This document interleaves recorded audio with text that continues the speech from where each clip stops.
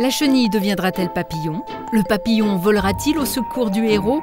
Au-delà des questions émotionnelles que suscite une œuvre cinématographique, il y a le travail artistique et l'indispensable aide informatique.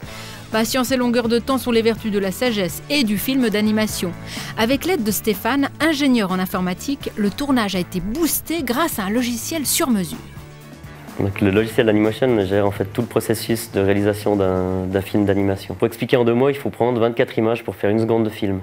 Donc vous prenez une image, vous bougez votre marionnette, vous reprenez une image, etc. Donc c'est un processus qui est très long. Donc l'idée de ce logiciel, c'était vraiment d'automatiser tous les processus. On a pu manipuler des grues, de la lumière et tout ça, donc c'est vraiment un projet très visuel où tout bougeait en fait dans tous les sens, donc très très loin du cliché de l'informaticien qui tape des lignes de code sans voir de résultats vraiment à la clé.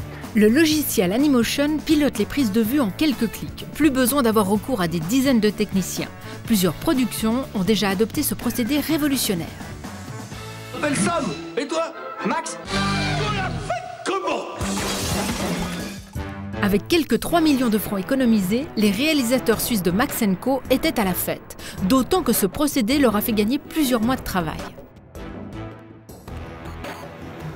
Donc en tout, j'ai travaillé 3 ans sur ce projet. Alors, ça n'a pas été simple, non, mais c'est un projet qui était tellement intéressant et gratifiant à la fin que c'était vraiment un plaisir de travailler sur ce logiciel Animotion. Une idée peut en cacher bien d'autres, et parmi celles-ci, l'envie de rendre les objets intelligents. Et je travaille actuellement sur un projet qui est vraiment plus de l'informatique interactive, où on communique avec des objets via le toucher, l'acoustique.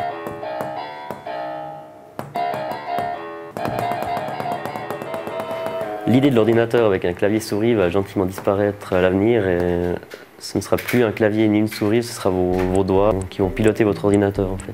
Effleurer sa table de salon et composer une musique, naviguer sur Internet, évoluer dans un nouvel univers. Ce n'est pas de la science-fiction, même si parfois ça nous semble une rencontre du 3e type.